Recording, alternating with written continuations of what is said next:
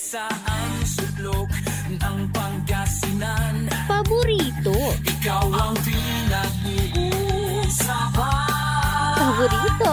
Ang radyo na paborito ng bayan. Paborito.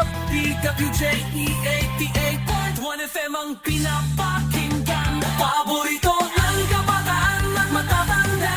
Paborito. Paborito. Paboritong pakinggan sa bus, tricycle, jeep at mga opisina. Paborito mo, paborito ko, paborito natin lahat. DWJ 88.1 FM Radyo Pangasinan. DWJ 88.1 FM Radyo Pangasinan.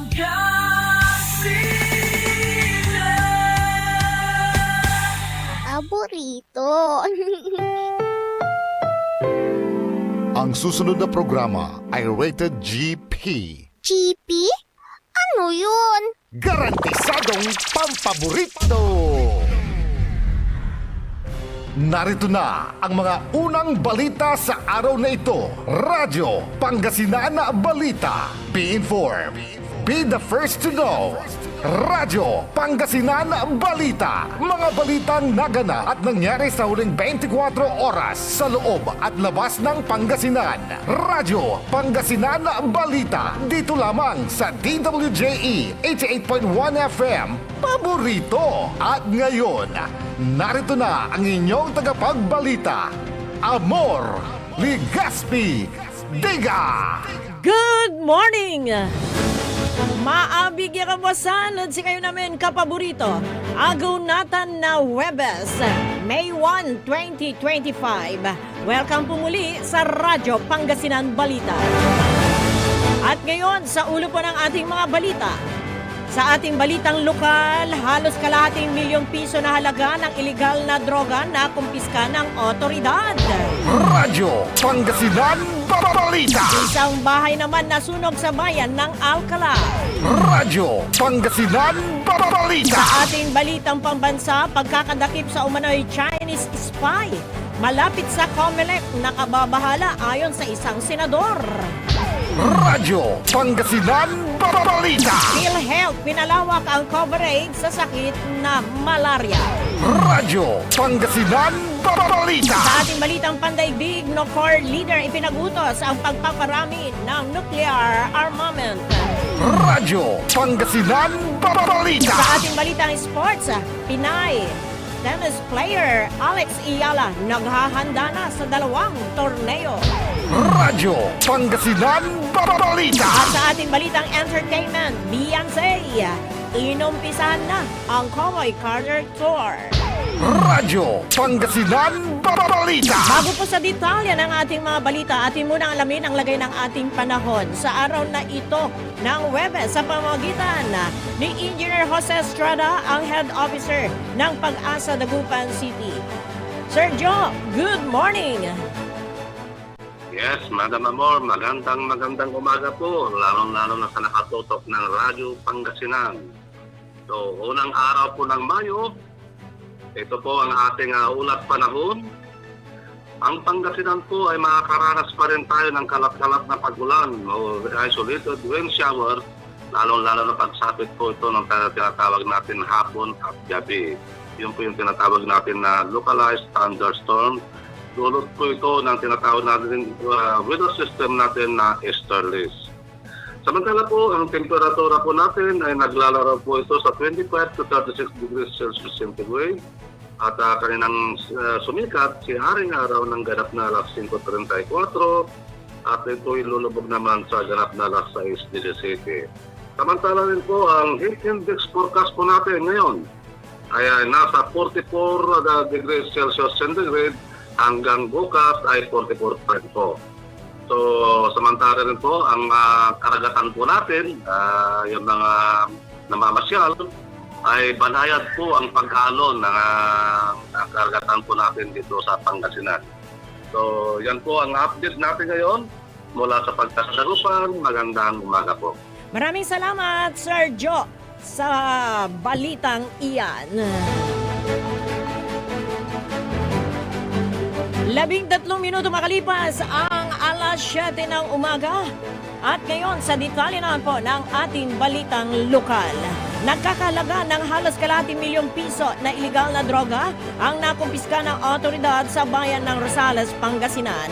Ayon sa pulisya, ito'y resulta ng kanilang ikinasang buy-bust operation sa may barangay Tumana West.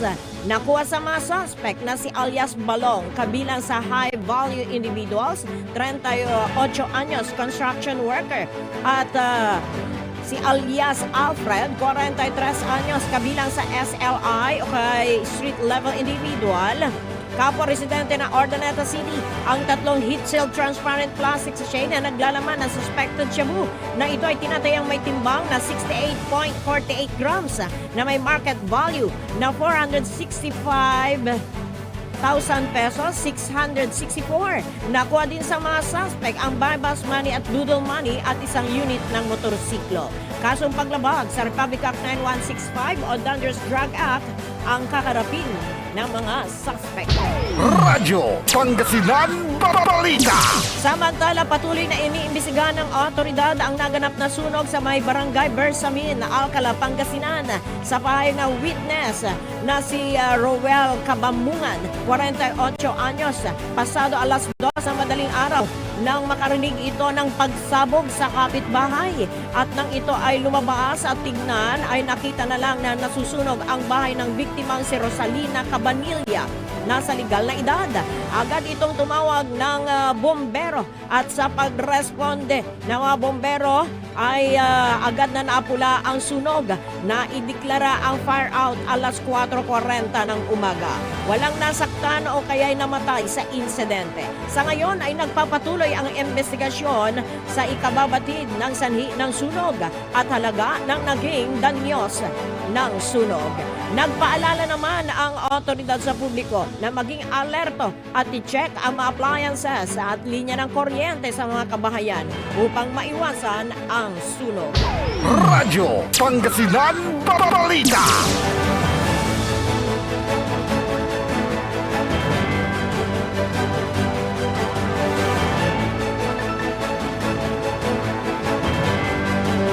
Labing-anim na minuto makalipas ang alas 7 ng umaga at ngayon ating tanggapin ang pagulat ni Kapaborito, Ding Aquino. Yes, Kuya Ding, good morning.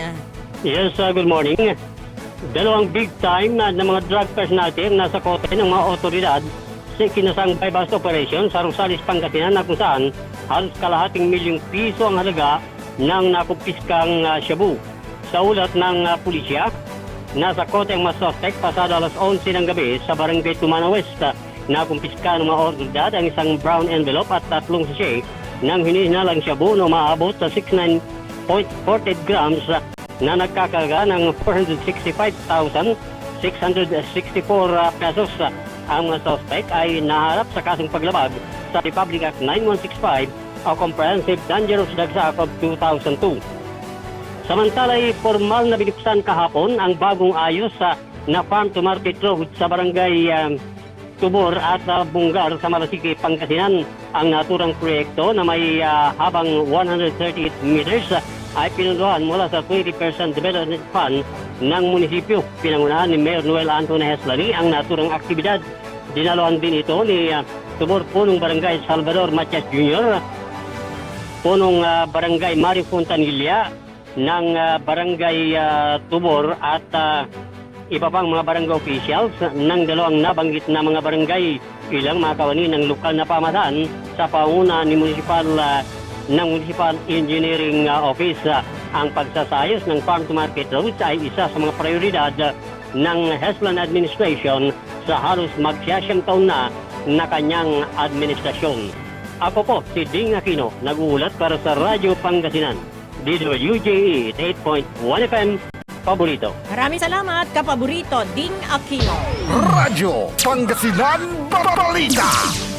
18 minuto makalipas ang alas 7 ng umaga at ngayon sa detalye naman po ng ating balitang pambansa. Lubhang nakababahala hindi lamang sa papalapit na May 2025 national and local election, kundi pati sa seguridad ng bansa ang pagkakaaresto kahapon sa umano'y Chinese spy malapit sa Commission on Election. Ito ang sinabi ni Senadora Risa Hontiveros matapos arestuhin ng mga tauhan ng National Bureau of Investigation ang isang Chinese national na may kagamitan ng pang-iispiya, particular ang International Mobile Subscriber Identity Catcher kung saan nasasagap nito ang mga text message sa paligid. Ayon kay Hontiveros, kung mapatutunayan na ispiya nga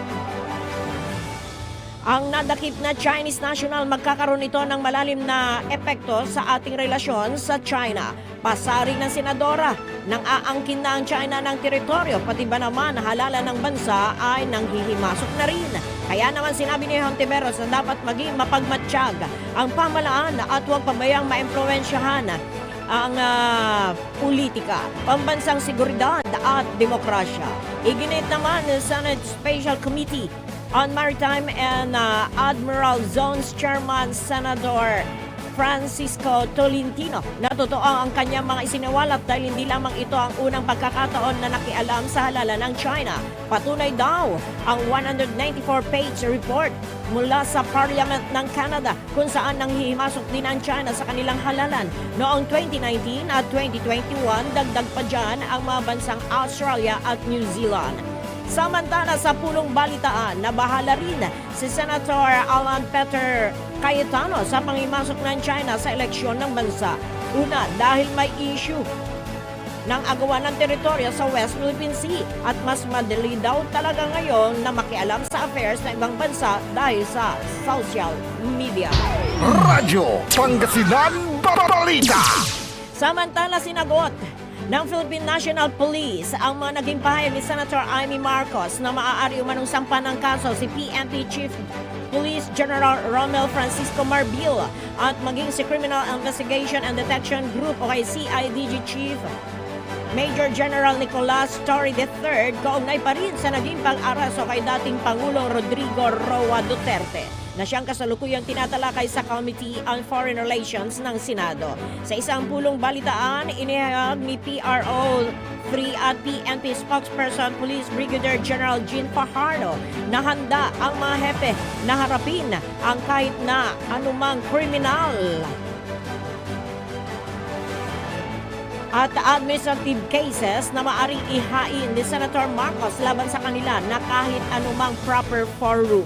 Kasunod nito ay muling binigyang diin ni Fajardo na ang tanging ginampanalaman ng PNP sa pag-araso sa dating Pangulo ay ang pag-aabot ng assistance sa Philippine Center on Transnational Crime o kay PCTC para sa implementasyon ng Red Fusion Notice para kay dating Pangulong Duterte.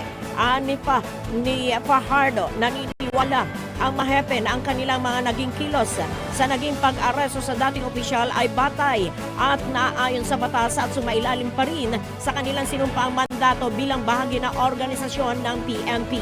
Samantala matatandaan naman na nauna ng inihayag ni Senator Marcos na maaring political motive at politically inclined ang naging pag-aresto sa dating presidente. Sa ngayon, patuloy naman tinatalakay sa committee ang mga naging gampanin ng PNP at ng CIDG sa naging proseso ng pag-aresto sa dating opisyal at kung dumaan nga ba sila sa tama at legal na proseso. Radyo Pangasinan Balita.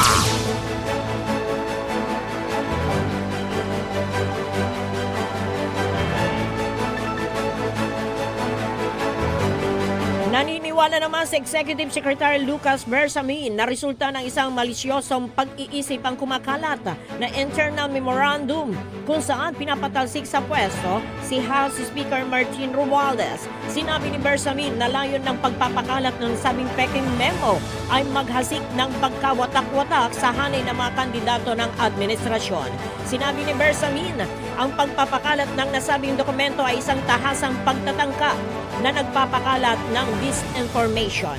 Mari itinanggi ni Bersamin ang authenticity ng umano'y internal memorandum. Radyo Pangasinan Balita. Ipinagmalaki namang iniulat ng Malacanang na pinalawak pa ng PhilHealth Insurance Corporation o kay PhilHealth ang benepisyo para sa mga pasyenteng may sakit na malaria. Ayon kay Panglas Press Officer Undersecretary Claire Castro na ito ay tugon ng pamahalaan sa panawagan ng World Health Organization na magkaisa laban sa sakit na malaria. Sinabi ni Castro na mula sa dating 780 pesos itinaas sa 1,170 ang benepisyo para sa diagnostic test, gamot at konsultasyon. Saklaw na rin ang paggamot sa uncomplicated malaria sa pamamagitan ng 5,460 pesos na package sa primary care at hanggang 7,800 pesos para sa mga pasyenteng kailangang ma-hospital. Ayon kay Dr. Edwin Mercado ng PhilHealth, ang bagong malaria package ay bahagi ng mas pinaigting na hakbang upang mas maging mabilis, abot kaya at komprehensibo ang serbisyong pangkalusugan para sa lahat. Layunin itong suportahan ang target ng bansa na tuluyang wakasan ang malaria sa taong 2030. Ayon sa palasyo, kanilang ikinalugod ang patuloy na pagtutok ng Administrasyong Marcos sa kapakanan at kalusugan ng bawat Pilipino, lalo na sa harap ng banta ng mga sakit tulad ng malaria. Radyo Pangasinan Balita.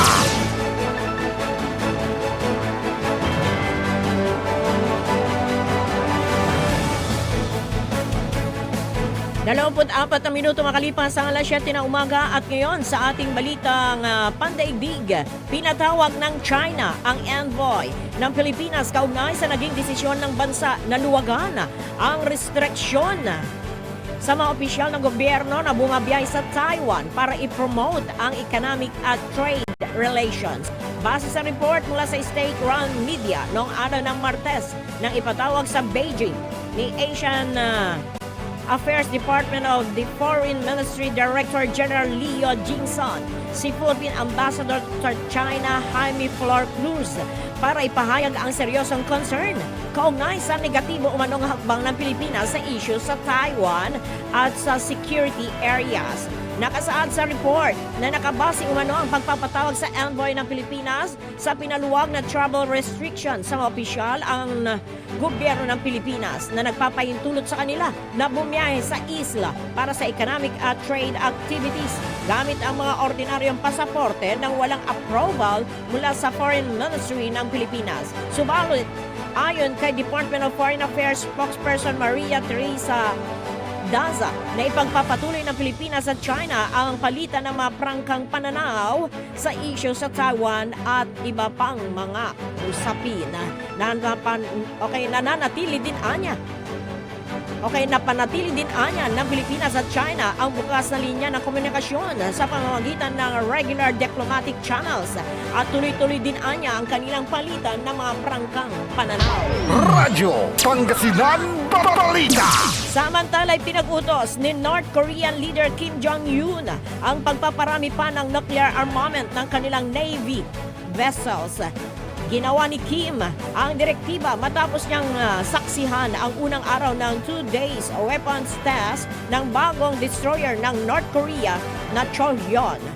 Base sa report mula sa state-run media, dumating na anya ang oras para gumawa ng responsableng opsyon para mapataas pa ang nuclear armament ng kanilang Navy para depensahan ang estado at maritime sovereignty mula sa mga banta, sa kasalukuyan at sa hinaharap.